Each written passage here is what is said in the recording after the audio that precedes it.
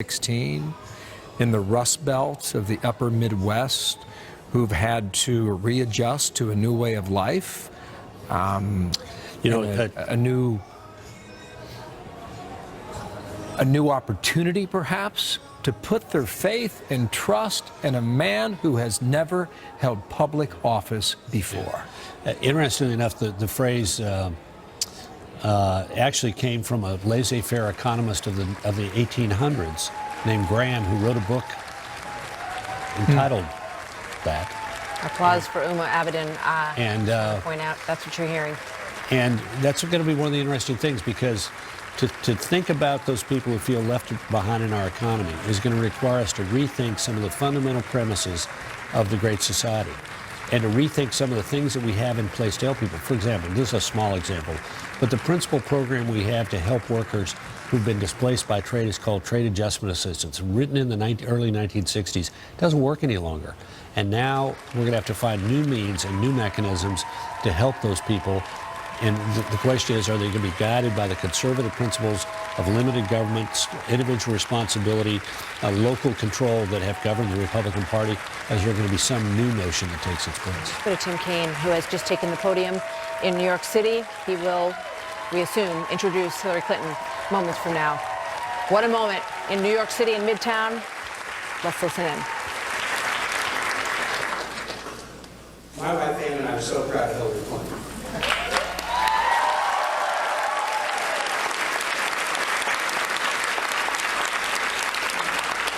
I'm proud of Hillary Clinton because she has been and is a great history maker in everything she has done as a civil rights lawyer and First Lady of Arkansas and First Lady of this country and Senator and Secretary of State. She has made history in a nation that is good at so many things, but that has made it uniquely difficult for a woman to be elected to federal office. She became the first major party nominee as a woman to be president, and last night won the popular vote of Americans to be president.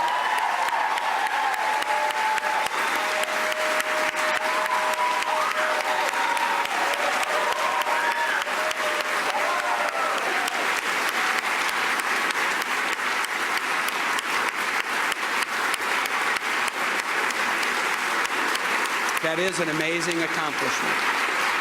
It is an amazing accomplishment. I'm proud of Hillary Clinton because, in the words of Langston Hughes, she's held fast to dreams. She was inspired at a young age to an epiphany that if families and children do well, that's the best barometer for whether a society does well. And in everything she's done, she's focused on that. We know she would have made history as a president in one sense, but we never have had a president who's made their whole career about the empowerment of families and children, and I was as excited about that in the Oval Office as I was excited to have my friend Hillary there and make history as the first woman president.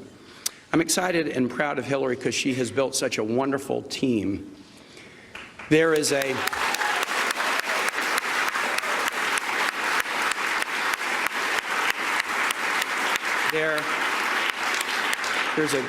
beautiful and kind of comical parable in the New Testament about a vineyard owner who hires people to work and says, and I'm going to pay you this for a full day. Then he hires people at noon, and I'm going to pay you the same thing for the half day. Then he hires people 1 hour before, I'm going to pay you the same. And those who started early in the day said, hold on, we don't like this, that you're treating everybody who came late just as well as you're treating us. I'm going to tell you something. Here's what I've come to know so well about Hillary. The team that she has assembled over the years of people that are so deeply loyal to her because she's so deeply loyal to them is inspiring. But I've seen that same degree of loyalty and compassion and sensitivity extended to the most recent folks who have joined the team, the folks who came to the vineyard with just 1 hour to go.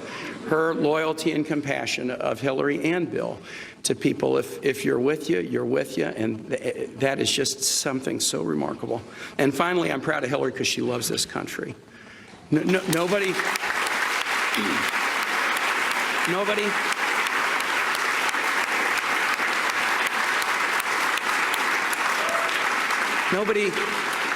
had to wonder about Hillary Clinton whether she would accept an outcome of an election in our beautiful democracy. Nobody had to ask that question. Nobody had to doubt it.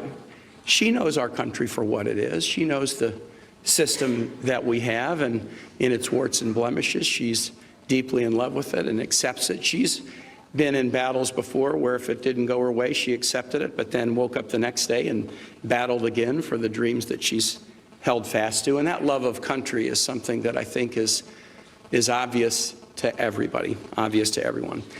I want to thank Hillary Clinton for asking Ann and I to join this wild ride. We, about a week before she asked if I would be a running mate, Ann and I went up to Westchester and we sat down with Hillary and Bill and with Chelsea and Mark and with Charlotte and Aiden for about 3 hours of conversation to try to determine whether we would be the right people to be on the ticket. And when we got in the car to head back to the airport after the 3-hour discussion, I said to Ann, honey, I don't know whether we're going to be on this ticket or not, but I do know this. We're going to remember that 3 hours for the rest of our life. And now we'll remember 105 days that we've had with this fantastic couple of public servants and all of you for the rest of our life. I'll just say this. Hillary and I know well the wisdom and the words of William Faulkner. He said, they killed us, but they ain't whooped us yet. They killed us. They killed us, but they ain't whooped us yet. Because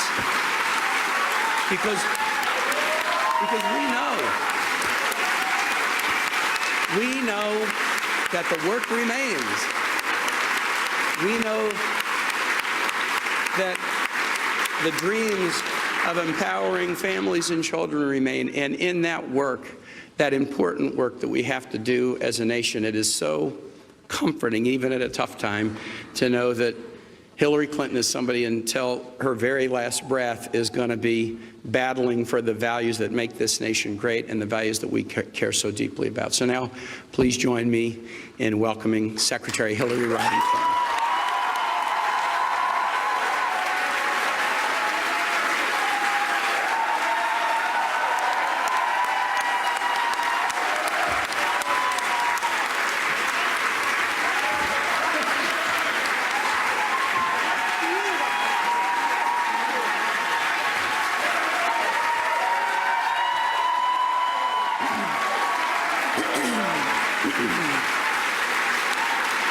Thank you.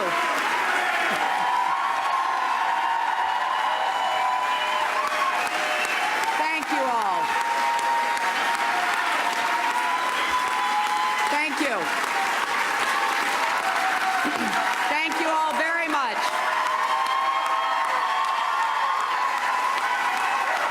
Thank you.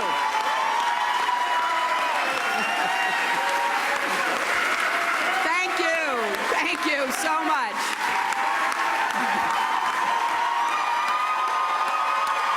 Very rowdy group.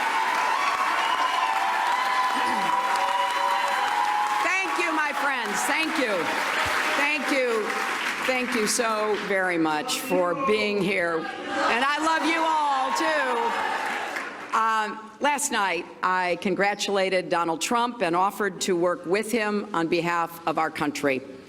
I hope that he will be a successful president for all Americans.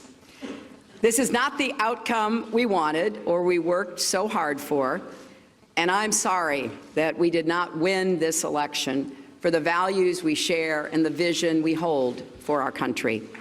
But I feel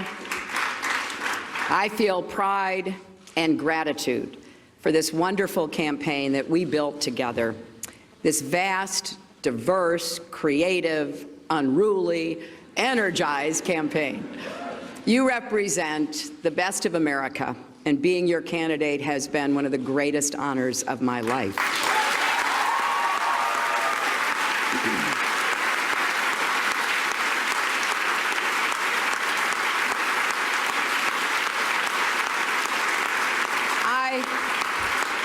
I know how disappointed you feel because I feel it too. And so do tens of millions of Americans who invested their hopes and dreams in this effort. This is painful, and it will be for a long time. But I want you to remember this. Our campaign was never about one person or even one election. It was about the country we love and about building an America that's hopeful, inclusive, and big-hearted. We have seen that our nation is more deeply divided than we thought. But I still believe in America, and I always will. And if you do, then we must accept this result and then look to the future. Donald Trump is going to be our president. We owe him an open mind and the chance to lead. Our constitutional democracy enshrines the peaceful transfer of power. And we don't just respect that, we cherish it.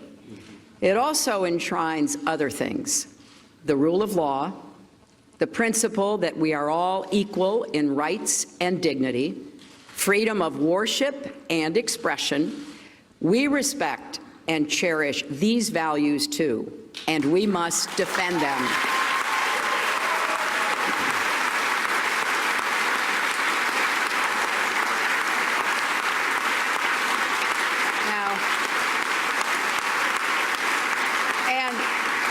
And let me add, our constitutional democracy demands our participation, not just every 4 years, but all the time.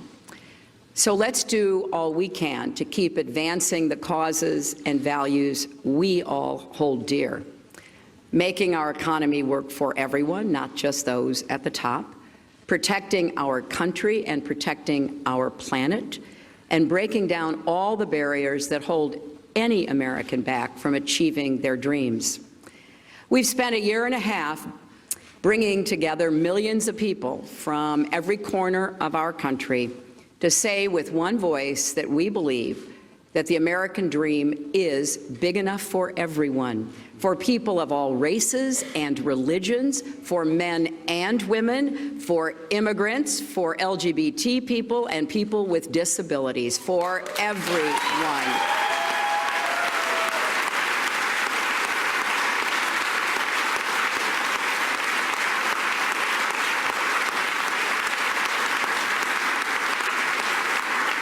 So now our responsibility as citizens is to keep doing our part to build that better, stronger, fairer America we seek. And I know you will. I am so grateful to stand with all of you. I want to thank Tim Kaine and Ann Holton for being our partners on this journey.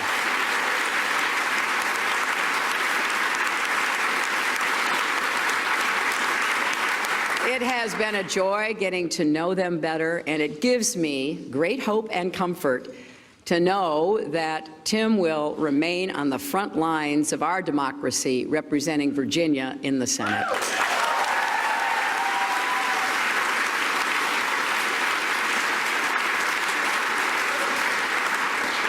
To Barack and Michelle Obama, our country owes you an enormous debt of gratitude.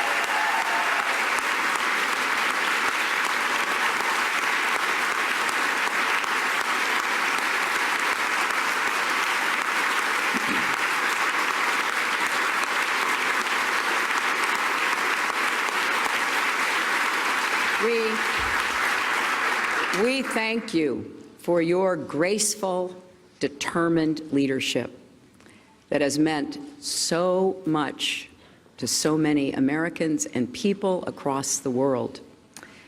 And to Bill and Chelsea, Mark, Charlotte, Aiden, our brothers and our entire family, my love for you means more than I can ever express.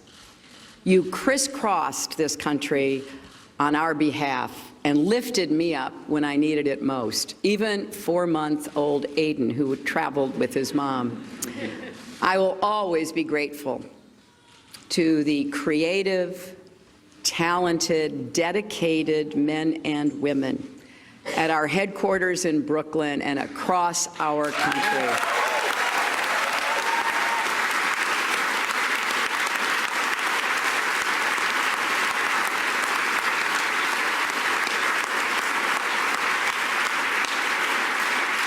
You poured your hearts into this campaign. For some of you who are veterans It was a campaign after you had done other campaigns. Some of you, it was your first campaign.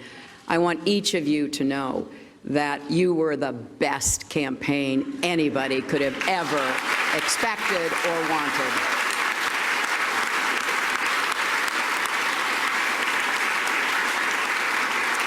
And to the millions of volunteers, community leaders, activists, and union organizers who knocked on doors, talked to neighbors, posted on Facebook, even in secret, private Facebook sites. I want everybody coming out from behind that and make sure your voices are heard going forward.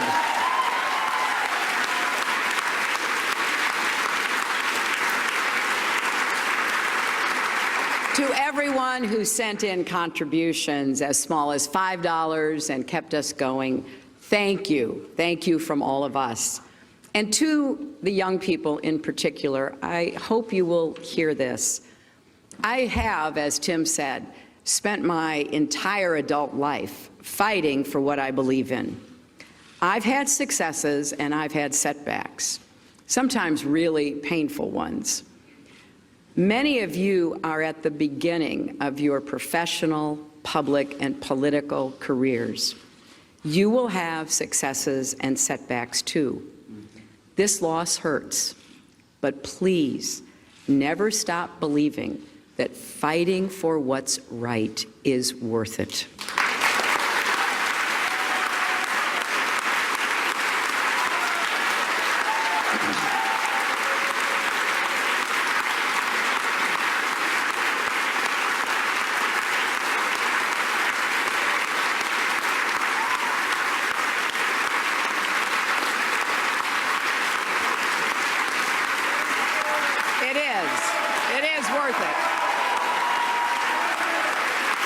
And so we need you to keep up these fights now and for the rest of your lives. And to all the women, and especially the young women, who put their faith in this campaign and in me, I want you to know that nothing has made me prouder than to be your champion.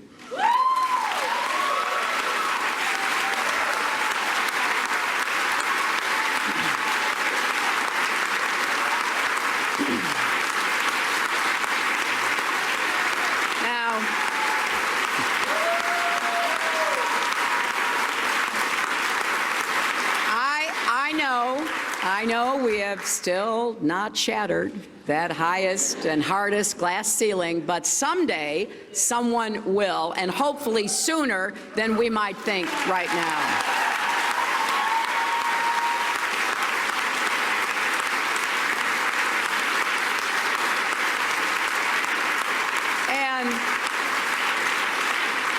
And to all the little girls who are watching this, never doubt that you are valuable and powerful and deserving of every chance and opportunity in the world to pursue and achieve your own dreams.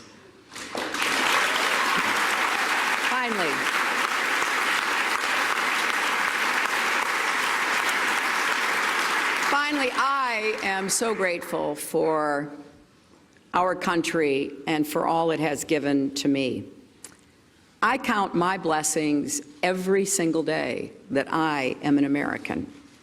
And I still believe, as deeply as I ever have, that if we stand together and work together with respect for our differences, strength in our convictions, and love for this nation, our best days are still ahead of us.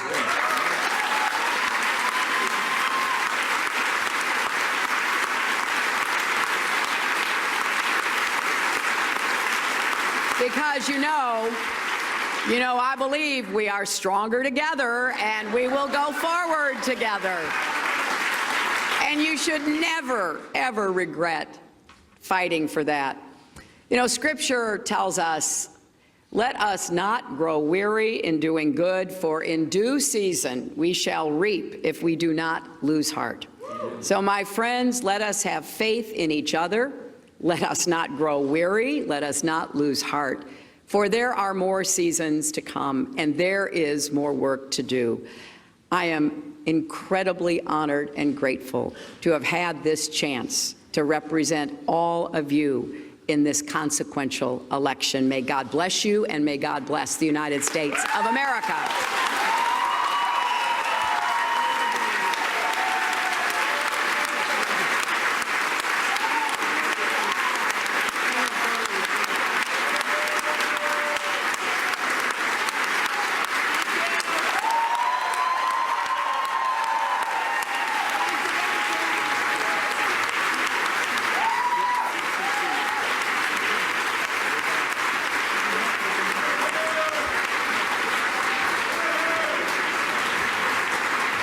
There you have it, a dignified and emotional but focused Hillary Clinton, who has been one of the most famous people on the world stage and on the stage in this country politically for many, many years. She held it together, a little bit teary at times. Her voice cracked a little bit when she said, "This is painful, and this will be painful for some time." I think a very human acknowledgement of the enormous commitment of energy and time that it takes to go through this. You think about all of the different stages of this campaign and the ups and downs that she has gone through, physically, emotionally, the investigations, the Comey letters, all of the roller coaster that has been this campaign. And I think most Americans would look at this speech from Hillary Clinton and the speech that we heard last night from Donald Trump with a sigh of relief and say, good for you, good for both of you.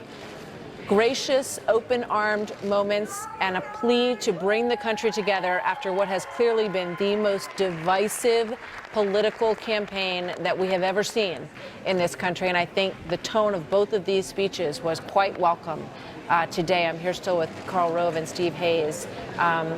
Karl, this is a woman who's been the First Lady of Arkansas, the First Lady of the United States, a senator from New York, the Secretary of State, and the first woman to be the nominee for a major political party in the United States. She has achieved a great, great deal. Yeah.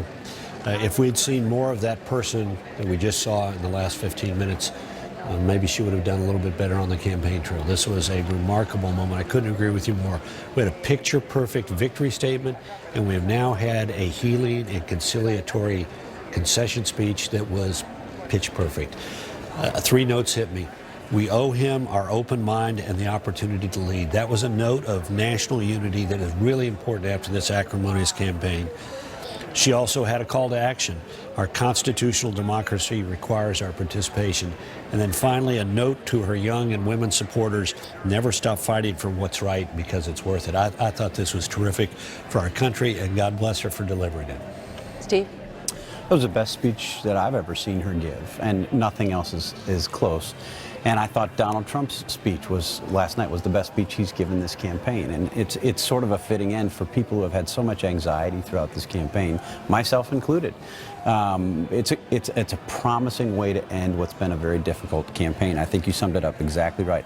I think this was, obviously this was a deeply personal speech, but she hit so many gracious notes. I agree with Karl entirely. It was, I think, the most human that we've seen her, not just in this campaign, but I think going back to the 2008 campaign, which, as we talked about before, was so difficult for her. It's the most human that we've seen her in public life. And what struck me as she was finishing the speech, she did have some emotional moments. You expect her to have some emotional moments. I would have had some emotional moments giving voice to those same words, but the thing that struck me about this is it was a surprisingly strong speech. There was a strength about her as she delivered this that was not what I expected. I expected her to be gracious. I expected her to have some warm words for Donald Trump and thanks for her supporters. I didn't expect her to finish so strong. She finished strong in many ways over the course of the last 10 days. She looked very strong when she went through the last several days of campaigning. And this speech, obviously, as you both pointed out, was a strong one. I'm sure that's very bittersweet for her to give, what you guys are calling the best speech of her campaign. I also think the speech she gave at the convention was very strong and a very important moment for her. I do think that women across the country, when they see her in this position, it is an emotional moment for them. It was not meant to be for her to break that glass ceiling, as we talk about so much. And as Donald Trump has said, the things that are most compelling to voters across this nation are issues of security, issues of the economy, and these are things that matter to men and women alike. But a poignant moment, to be sure, from Hillary Clinton. You know, what's interesting, in both last night and today, we saw their humanity. You saw the pain that she has suffered in this loss, but you also saw that sort of sense of awesome responsibility that produces humility in Donald Trump last night. And it says something about the character of both of these people, that these were not perfunctory moments, that these were moments that were invested with a lot of who they are and what they're about. There's somebody who's looking, if he's looking at both of these statements, is going to say, how am I going to match that? And that is the third player in this drama, the man who has to sort of deliver the benediction to this transfer of power, and that's President Obama and his remarks to the country. The country will be well served if the president takes his lead from Donald Trump last night with his humility and Hillary Clinton with her grace today.